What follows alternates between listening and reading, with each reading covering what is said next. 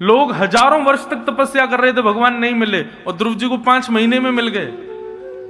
जैसे 5 महीने में भगवान मिले ध्रुव जी को, तो सब संत अपना झोला उठा करके चले गए अपने घर। किसी ने पूछा अरे कहां? बोले भगवान तो बड़े स्वार्थी हैं, भगवान तो ऊंच नीच देखते हैं। बताओ ध्रुव को 5 महीना में मिल गए, हम यहाँ 5000 साल से यहाँ इतने सारे संत लगे हुए हैं, अभी तक ठाकुर जी नहीं मिले, उसको 5 महीने में मिल गए। इसका मतलब क्या है? ठाकुर जी आपका वर्ष विधि नहीं। कई लोग, मैं घरों में जाता हूं, मुझसे कहते हैं महाराज जी हम पता है 4 घंटे पूजा करते हैं, हम 4 बजे उठ जाते हैं, नहा धो करके 5 बजे बैठ जाते हैं और 8 बजे तक मैं हिलता नहीं। ठाकुर जी की पूरी पूजा कर 4 घंटे करता हूं। लेकिन 4 घंटे में आप कितनी बार तो झपकी लग जाती है, कितनी बार तो फोन उठा लेते हैं, रामू चाय बना देना, आप मेरी पूजा हो रही है पूरी। ऐसे 4 घंटे का क्या फायदा? लेकिन आप 4 मिनट भी ठाकुर जी के सामने बैठे और बिल्कुल निष्फिक्र होकर के, देहाभिमान शून्य होकर के, पूर्ण रूपेण ठाकुर जी के होकर के बैठते हैं, तो 4 घंटा व्यर्थ है, 4 मिनट श्रेष्ठ है। उद्देश्य उसकी पवित्रता। बदलने को एक क्षण भी बहुत है, और ना बदलने को एक जन्म भी कम पड़ जाएगा। बदलना होगा तो एक क्षण में बदल जाओगे, बस उस क्षण में उद्देश्य पवित्र हो, उस क्षण में भाव पवित्र हो, उत्कंठा पवित्र हो। ध्रुव जी की तपस्या 5 महीने की थी, लेकिन 5 महीने में भगवत प्राप्ति की उत्कंठा। उत्कंठा मतलब, उत्कंठा किसे कहते हैं? उत्कंठा मतलब जैसे आप संसारी वस्तु को प्राप्त करने के लिए लगन लगाते हो, लगे रहते हो, मुझे आईफोन चाहिए चाहिए, कितने का मिलेगा? बोले इतने का मिलेगा, इसके लिए चाहे मुझे जो कुछ करना पड़े। माता पिता लोभ देते हैं बालक को, इतने % मार्क्स लाएगा तुझे मैं आईफोन दूंगा। तो बालक अपने भविष्य को केंद्र में नहीं रखता, आईफोन को केंद्र में रखता है और पढ़ता है, और अच्छे मार्क्स लाता है तो माता पिता उसको देते हैं। ऐसे ही बंधु हर क्रिया के लक्ष्य में श्री कृष्ण, ये उद्देश्य की पवित्रता है। लोग वृंदावन भी आ रहे हैं ना, तो उनका उद्देश्य पवित्र नहीं है। उनका उद्देश्य वहां भी पुण्य की प्राप्ति, और क्षमा करें हाथ जोड़ के प्रार्थना। ये ऐसा नहीं सोचना ये महाराज जी हमको आज डांट रहे हैं क्या। डांट वांट नहीं रहा हूं मैं, तो केवल एक बात बता रहा हूं, सबको बता रहा हूं, जो लोग आस्था पर भी सुन रहे हैं या भक्ति पथ लाइव पे भी, यूट्यूब पे, सबको कह रहा हूं, उद्देश्य अपना पवित्र रखो। आप कोई भी क्रिया करिए, फिर वो क्रिया लाभकारी होगी।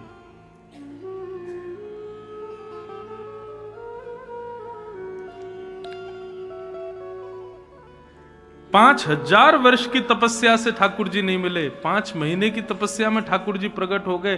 क्यों?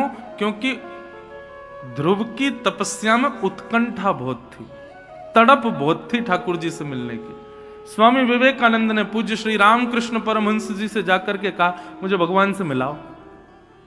रामकृष्ण परमहंस बोले 100 माला करके आओ, भगवान मिलेंगे। स्वामी विवेकानंद जल्दी जल्दी 100 माला करके आ गए। बोले गुरुजी 100 माला हो गई, भगवान नहीं मिले मुझे। बोले 1000 माला करो फिर मिलेंगे। 1000 माला जल्दी जल्दी कर दी, बोले भगवान नहीं मिले। बोले सुनो 5000 माला करो। 2-3 दिन तक लगे रहे महाराज, स्वामी विवेकानंद भगवान मिलेंगे भगवान। 5000 माला हो गई, नहीं मिले। गुरुजी आप बता नहीं रहे भगवान कैसे मिलेंगे। रामकृष्ण परमहंस लेकर के गए गंगा के तट पर और कहा वस्त्र उतारो, डुबकी लगाओ। बोले क्यों? बोले भगवान से मिलवाता हूं तुमको। जैसे डुबकी लगाई तो विवेकानंद जी का सर डुबो दिया रामकृष्ण परमहंस ने। जैसे ही सर डुबोया तो छटपटाने लगे, व्याकुल हो गए। थोड़ी देर में जब हाथ हटाया तो बाहर आए, श्वास लेने लगे, पानी वानी पी गए थे, खांसने लगे। बोले गुरुजी आपने क्या किया? मेरा सर क्यों डुबा दिया आपने? आपको पता है मुझे श्वास नहीं आ रही थी, मैं मरने वाला था। थोड़ी देर आप हाथ नहीं हटाते मेरे प्राण निकल जाते। रामकृष्ण परमहंस बोले तुम क्यों छटपटा रहे थे भीतर? किस चीज की कमी लग रही थी? बोले श्वास की कमी लग रही थी। बोले ऐसी छटपटाहट जब कृष्ण की प्राप्ति के लिए होगी तब ठाकुर जी मिलेंगे। जैसी छटपटाहट तुमको वायु के लिए, जैसी छटपटाहट हम आप सबको भोजन की, जैसी छटपटाहट व्हाट्सएप खोलने की, फेसबुक चलाने की, फोटो खिंचाने की, अरे कुछ नहीं करना, ये छटपटाहट हमारे अंदर है, लेकिन है किसके लिए? सांसारिक भावों के लिए। वही छटपटाहट, वही व्याकुलता, वही स्थिति यदि ठाकुर जी के लिए हो जाए तो उद्देश्य पवित्र है। यहां पर बैठे आप सब में अधिकतर, ठीक है सबका होगा भाव, लेकिन किसी का यह भाव नहीं होगा कि 6 दिन के इस भागवत के प्रसंग में मुझे ठाकुर जी के प्रत्यक्ष दर्शन हो जाएं। ऐसे भाव से कोई बैठा है? नहीं बैठे तो अब बैठो। वृंदावन है भैया, यहां आप कथा सुनने आ गए हो, ये बहुत बड़ी श्री जी की कृपा है आपके ऊपर। मैं भी सुना रहा हूं, ये भी मेरे, हम कथा वक्ता जरूर हैं, लेकिन वृंदावन में ही कथा नहीं कह पाते, सब जगह कहते हैं। तो वृंदावन में कहने का अवसर मिल रहा है, तो मुझ पर भी कृपा है श्री जी की, आप पर भी कृपा है कि आप बैठे हो। बस अपना उद्देश्य पवित्र कर लो कि हम कथा सुने, और जब जाएं यहां से, कभी निधिवन जाएं, सेवा कुंज जाएं, बिहारी जी जाएं, राधा वल्लभ, राधा रमन जाएं, जहां भी जाएं, कभी ऐसी कृपा हो, छटपटाहट ऐसी रहे कि अब जो आगे गली आएगी उसमें मुड़ते ही हमको कहीं श्याम सुंदर दिख जाए। अब हम जैसे आगे जाएंगे तो वहां हमको कहीं ठाकुर जी के दर्शन हो जाएं। अब जैसे ही हम ये रिक्शा से उतरें तो वहां श्री जी की कोई झलक दिख जाए। ऐसी छटपटाहट, ऐसी उत्कंठा हृदय में होनी चाहिए वृंदावन आए हो तो।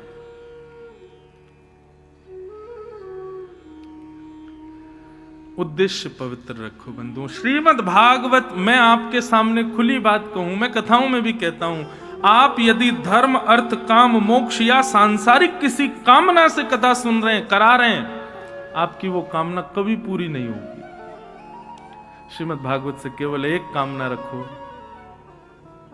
और वो क्या है? इस त्रिभंग ललित श्याम सुंदर हमें प्राप्त हो जाए, बस, और कुछ नहीं चाहिए। निश्चित मानिएगा, हमारी बात पर विश्वास कर लीजिएगा, अन्य भाव आपके पूर्ण नहीं होंगे, लेकिन ठाकुर जी की प्राप्ति के लिए आपने एक कथा भी यदि श्रवण की तत्परता से, तो 7 दिन के अंदर ठाकुर जी की एक झांकी कहीं ना कहीं दिख जरूर जाएगी। और बता दें कैसे दिखेगी। सबसे पहले ठाकुर जी जब मन बनाते हैं किसी से मिलने का, तो स्वप्न में आते हैं। सबसे पहले स्वप्न में दर्शन होता है ठाकुर जी का। स्वप्न में ठाकुर जी दिख जाएं, किसी से शेयर नहीं करना, किसी को बताना नहीं, कुछ नहीं, बस अपने हृदय में ही रखो, प्रसन्न हो जाना। हाँ, ठाकुर जी स्वप्न में आ गए, इसका मतलब ठाकुर जी हमको चुन चुके हैं मिलने के लिए। अब हमको और प्रयास करना है कि बस ये स्वप्न के ठाकुर जी प्रत्यक्ष आ जाएं। स्वप्न दर्शन के बाद अनुभव होगा, अनुभूति होगी, ऐसा लगेगा कि यहां ठाकुर जी हैं, यहां ठाकुर जी हैं। कोई पत्थर देखोगे उसकी आकृति में ठाकुर जी, बादल देखोगे तो उसकी आकृति में ठाकुर जी। हम हवाई जहाज में जब बैठते हैं तो खिड़की वाली सीट पे ही बैठता हूं, तो हमारे पंडित जी बोलते हैं, महाराज जी आप 5000 बार बैठ चुके हो, फिर भी खिड़की पे ही क्यों बैठते हो? मैंने कहा मैं बादलों की आकृति देखता हूं, कभी कभी ठाकुर जी दिख जाते हैं। उस आकृति में कभी कभी ऐसा लगता है शाम शाम कहीं दिख जाएं, इसलिए खिड़की की तरफ बैठता हूं कि आकृतियां वो देखता रहूं। हमारी हर स्थिति, हर भाव ऐसे हो जाए बंधुओं कि नकारात्मकता कहीं ना रहे। घर से निकलते छींकते हैं तो लोग पानी देते, पानी पियो, अशुभ है। नहीं, वैष्णवों के लिए कुछ अशुभ नहीं होता। जिसके चित्त में ठाकुर जी हैं उसके लिए सब चीज भावुक है, सब चीज अच्छी है। मीराबाई ने ब्याह के बाद कभी श्रृंगार नहीं किया, एक दिन श्रृंगार करके आई, परम सुंदर श्रृंगार किया, और उसी दिन उनके पति की मृत्यु हो गई। लोग कहने लगे ये अशुभ है, आज श्रृंगार किया तो आज पति नहीं प्राण त्याग दिए। पर नहीं, वैष्णव की कोई भी क्रिया अशुभ नहीं होती। सांसारिक व्यक्ति की हर क्रिया में भय बना रहता, कुछ गड़बड़ी ना हो जाए, कुछ अशुभ ना हो जाए, कुछ गलत ना हो जाए। वैष्णव की कोई क्रिया गलत नहीं होती, उसकी हर क्रिया में सकारात्मकता होती। इसलिए भैया और कोई उद्देश्य मत रखो, श्रीमद् भागवत जी से एक ही चीज मांगो कि बस हमको ठाकुर जी मिल जाए। 2024 का एक ही प्रण ले लो, आप कहीं भी जाओ, कुछ भी मांगो, कुछ भी करो, जो भी आपके मन में है। पर अब 2024 में हमारी कई एक बात मानना, किसी भी तीर्थ में जाओ, धाम में जाओ, कोई अनुष्ठान कराओ, संकल्प करो, कुछ भी करो, हर जगह एक ही कामना करो, बस श्याम सुंदर हमको मिल जाए, एक बार मिल जाए, ठाकुर जी हमको एक बार दर्शन दे दें बस। तो स्वप्न दर्शन, फिर अनुभव दर्शन, अनुभूति होगी, आकृतियां कुछ भी होंगी, आपको दिखेगा कि नहीं ये तो ठाकुर जी हैं, ये देखो ना ऐसा लग रहा है कि श्याम सुंदर खड़े हैं, बंशी बजा रहे हैं, ऐसी आकृतियां दिखेंगी। और तीसरा होगा प्रत्यक्ष दर्शन, ठाकुर जी आके सामने खड़े ही हो जाएंगे, फिर आंखें मीड़ना, नोचना, देखना कि हाँ नहीं मैं उठा ही हुआ हूं, ठाकुर जी खड़े सामने। स्वप्न दर्शन प्रथम सिद्धि है भगवत प्राप्ति की। तो बस उद्देश्य शुद्ध रखो। श्याम सुंदर सदा हमको प्यारे रहे, हम उन्हीं के रहे, वो हमारे रहे। श्याम सुंदर सदा हमको प्यारे रहे, हम उन्हीं के रहे, वो हमारे रहे। श्याम सुंदर सदा हमको प्यारे रहे, हम उन्हीं के रहे, वो हमारे रहे। श्याम सुंदर सदा हमको प्यारे रहे, हम उन्हीं के रहे, वो हमारे रहे। हम उन्हीं के रहे, वो हमारे रहे। हम उन्हीं के रहे, वो हमारे रहे।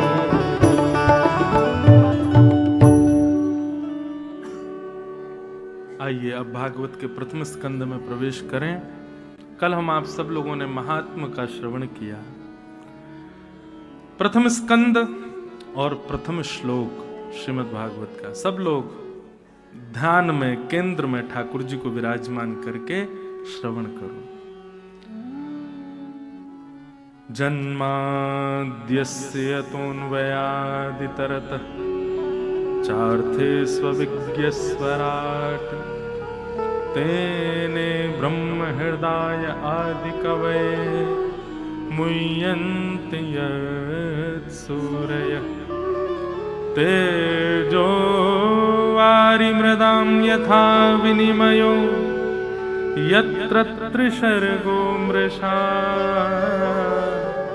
धाम्ना स्वेन सदा निरस्तकुहकं सत्यं परम धीमहि। श्रीमद् भागवत के प्रथम श्लोक में किसको वंदन किया गया?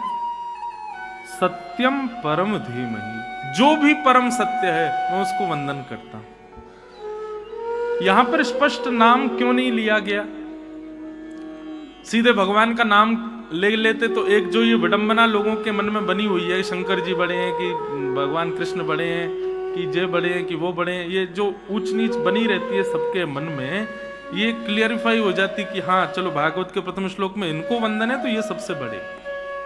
एक बात कहें बंधुओं, ये बड़ा छोटा ये हम संसारी लोगों की दृष्टि में होता है, देवताओं में, ठाकुर जी में शायद ये भाव कभी नहीं होता होगा।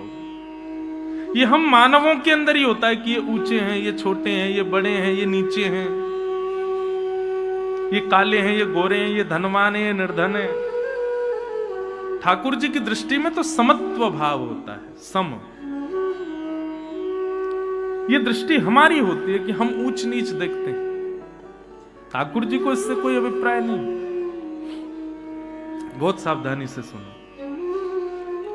सत्यम परम धीमहि, यहां पर परम सत्य को वंदन किया गया। सत्यम धीमहि कह देते, मैं सत्य को प्रणाम करता हूं, ऐसा भी नहीं। परम क्यों कहा? परम सत्य कौन है? कलयुग केवल नाम आधारा, सुमिर सुमिर नर उतरे पारा।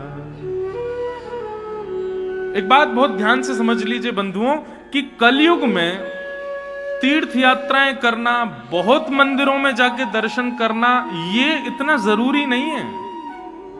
कलयुग में तन को एक जगह बिठा करके मन से ठाकुर जी का नाम उच्चारण करना, यह बहुत आवश्यक है। कलयुग में नाम की प्रधानता ज्यादा है, दर्शन की प्रधानता, ठाकुर जी के श्रृंगार की प्रधानता, ठाकुर जी के उत्सवों की प्रधानता ठीक है, करनी चाहिए जब समय मिले, जब अवकाश हो, पर सबसे ज्यादा प्रधान है ठाकुर जी का नाम स्मरण।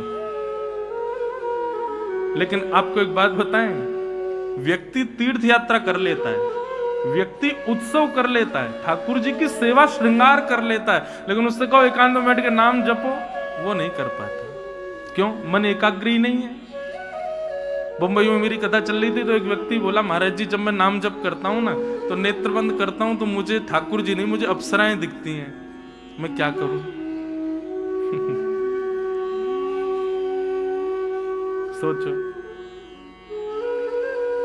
आप हंस तो गए सब, लेकिन एक बात कहें, यहां पर बैठे भी 95% लोगों को भी ऐसा ही कुछ दिखेगा, ठाकुर जी नहीं दिखेंगे। यहां पर बैठे भी 90% लोगों को ठाकुर जी नहीं दिखेंगे नेत्र बंद करने पर। और ये इसका कारण क्या है? चित्त हमारा मलिन है। अधिकतर लोगों को सुना जाता है, वो सुबह उठ के अपना जब स्वप्न बताते हैं तो जरूर कोई अपशगुन ही देखा होता है, उन्होंने कुछ विचित्र ही देखा होता है। कभी कोई भगवत दर्शन करके प्रसन्न हुआ हो कि मैंने स्वप्न में ठाकुर जी देखे, बहुत अच्छी बात है, बताना ही नहीं वो तो। पर हमारे चित्त में मलिनता है, इसलिए नेत्रबंद करने पर भगवत दर्शन नहीं होता। लेकिन एक बात कहें बंधु, घबराओ मत, होने दो। नेत्र बंद करते हो, नाम जप करते हो, कुछ दूषित दिखता है या जिसका चिंतन करते हो वही दिख रहा है, या फिर धन दिख रहा है, भोजन दिख रहा है, या कुछ भी दिख रहा है, दिखने दो। आप लगे रहो, आप अपना प्रयास करते रहो। आप उस नाम जप को छोड़ो मत, ये बहाने से कि हमें शुद्धता नहीं आ रही है मन में। आप करते रहो, लगे रहो। करत करत अभ्यास के मनमत होत सुजान। अभ्यास में लगे रहो। Practice makes man perfect. अभ्यास से ही परफेक्शन आता है। आप अभ्यास कीजिए। ये कली का प्रभाव है। कलयुग नहीं चाहता कि हम भजन करें, इसलिए कली दूषित विचार हृदय में प्रकट कर देता है। परंतु आप लगे रहो, लगे रहो, लगे रहो, लगे रहो, तो कली भी समझ जाएगा हम चाहे कितना भी कर लें, ये रुकने वाला नहीं है। तो एक समय कली आपके आगे हाथ जोड़ देगा और उसके बाद अपने आप पवित्र विचार आने प्रारंभ हो जाएंगे। और ये होगा ही, सबके साथ होगा। 10 बार, 15 बार, 20 बार ध्यान में अपवित्रता आएगी। उसको पवित्र करने के साधन क्या है? सत्संग। सत्संग का मतलब किसे कहते हैं? सत्संग कोई प्रवचन करे और आप बैठ के सुनो, ये सत्संग है? नहीं। सत्संग के बहुत सारे रूप हैं। सद व्यक्ति का संग सत्संग, सद भोजन का संग सत्संग। आप क्या खाते हैं, क्या पहनते हैं, क्या पीते हैं, किसके संग रहते हैं, कैसी जगह जाते हैं, ये सब सत्संग कहलाता है। मुझसे किसी ने कहा, महाराज जी आप धोती ही क्यों पहनते हैं, बगलबंदी ही क्यों पहनते हैं, तिलक क्यों लगाते हैं? यह रूप धारण करना भी सत्संग है।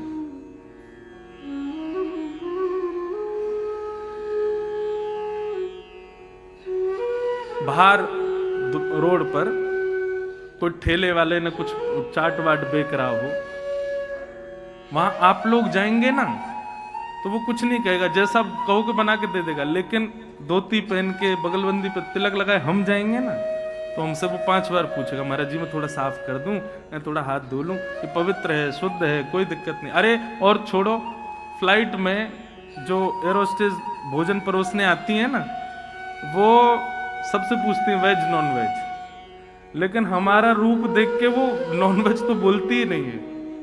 वो पूछेगी, महाराज आप तो वेज ही लेंगे ना, वेज में भी जैन लेंगे। मैंने नहीं, हमें चाहिए ही नहीं कुछ भी। उसको कैसे पता कि मैं अपवित्र नहीं खा सकता? मेरे स्वरूप ने बताया। तो ये स्वरूप भी सत्संग है। आप कैसे स्थानों पर जाते हैं, कैसे लोगों के संग बैठते हैं, उनसे क्या वार्ताएं करते हैं, यह भी सत्संग कहलाता है। केवल किसी का प्रवचन सुनना मात्र सत्संग नहीं है। यह सत्संग की प्रारंभिक सीढ़ी हो सकती है, परंतु आपकी पूरे दिन की दिनचर्या भी सत्संग को दर्शाती है। वस्त्र भी सत्संग है, वेश भी सत्संग है।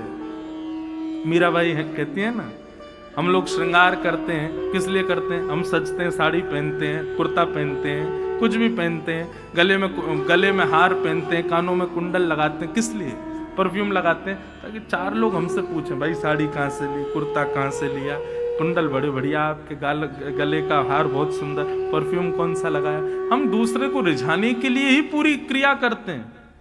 तो मीराबाई कहती हैं, जिन भेषा मारो सावरो रीझे, जिन भेषा मेरो गिरधर रीझे, मैं सो ही भेष धरूंगी, हो बाला सो ही भेष धरूंगी, हो मैं बैराग। वृंदावन में आप लोग घूम रहे हो 2 दिन से, देखो यहाँ के लोग कैसे रहते हैं। तिलक लगा के घूमेंगे, धोती पहनेंगे, इतनी सर्दी है फिर भी धोती में रहेंगे। कई लोगों के नियम है वो पादुका नहीं पहनते, नंगे पांव घूमेंगे। क्यों? क्योंकि उनकी वेशभूषा में भी आपको रिझाना श्रेष्ठ नहीं है। वो इसीलिए ऐसे बन के घूम रहे हैं कि बिहारी जी हमसे प्रसन्न रहे। ये श्रृंगार बिहारी जी का है, ये श्रृंगार राधारमण लाल के लिए, ये श्रृंगार श्री राधा वल्लभ जी को खुश करने के लिए। संसार के लोगों को भले ही तुम्हारे तिलक से पीड़ा हो, तिलक लगाए कलकत्ता में घूमो, तिलक लगाए दिल्ली में घूमो, 4 लोग टोक देंगे, लेकिन वृंदावन में कोई नहीं टोकेगा। क्यों? वृंदावन में किया गया श्रृंगार भी ठाकुर जी की प्रसन्नता के लिए, तो वह श्रृंगार भी आपका सत्संग बन जाता है। तो मन की शुद्धता यदि चाहिए तो उसके लिए श्रृंगार हो, आहार हो, विचार हो, पहनावा हो, उठना बैठ, सबकी शुद्धता करना बहुत जरूरी है। आप कहीं भी दुकान से पैकेट खरीद के फाड़ के खा लोगे, संत क्यों नहीं खा रहा है, कोई वैष्णव क्यों नहीं खा रहा है? क्योंकि उसको पता है कि इस आहार के सेवन से मेरा मन मलिन होगा। संत महापुरुष तो अपना जल भी संग लेके चलते हैं, वो बाहर का जल भी नहीं पीते। क्यों? जल पीने, जैसा खाओ अन्न वैसा होवे मन, जैसा होवे मन वैसे होवे विचार, जैसे होवे विचार वैसी होवे क्रिया, जैसी होवे क्रिया वैसी होवे गति। तो सत्संग का मतलब केवल किसी सद व्यक्ति को श्रवण करना ये सत्संग नहीं है, अपने आचार विचार को भी शुद्ध करना ये सत्संग है। ये सब सत्संग है। और ये जब क्रिया में आएगा, आपके आचार विचार, पहनाव उड़ाव, खान पान, ये सब शुद्ध होते चले जाएंगे। फिर लगाना आप नेत्र बंद करना, कोई अप्सरा नहीं दिखेगी, फिर तो त्रिभंग ललित श्याम सुंदरी दिखाई देंगे, फिर तो हमारी किशोरी जी दिखाई देंगे, फिर तो ललिता विशाखा ये सखियां दिखाई देंगे। भगवत रसिक जी का एक पद है, बहुत सुंदर भाव है।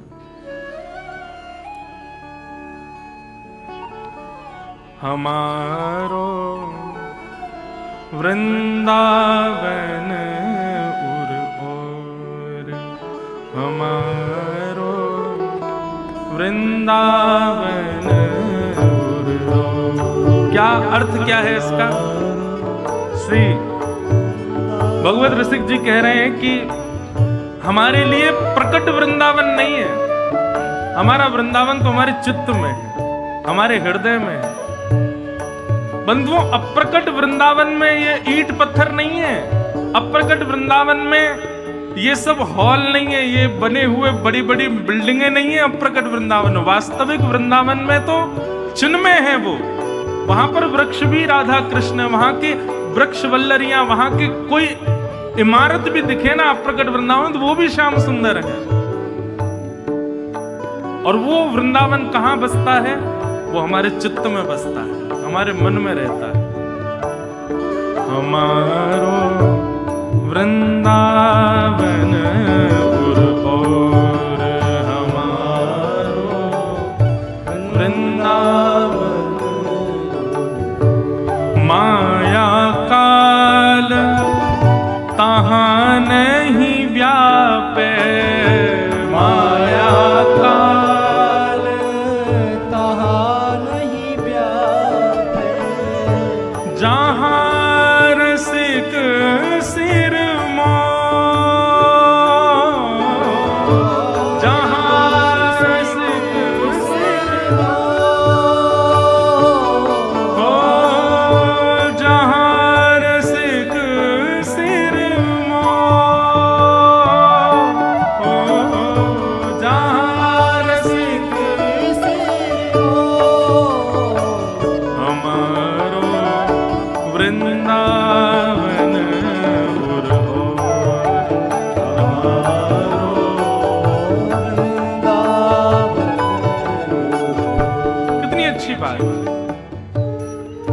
जहां पर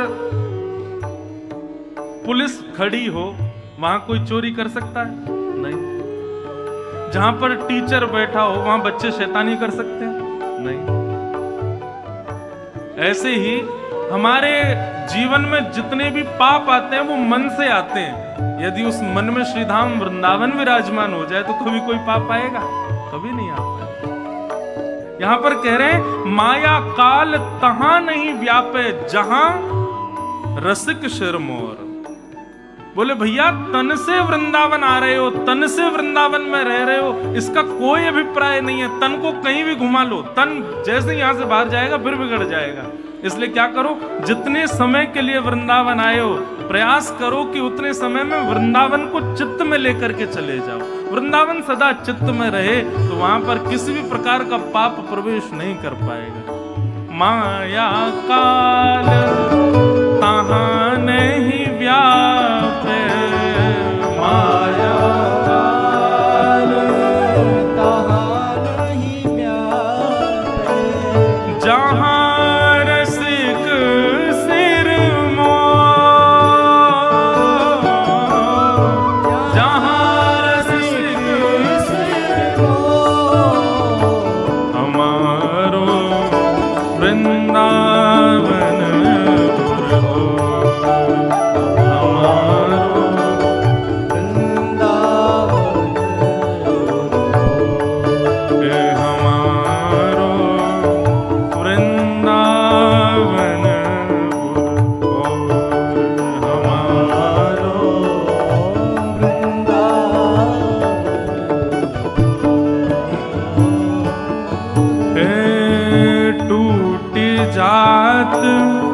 सत असत वासना, टूट जात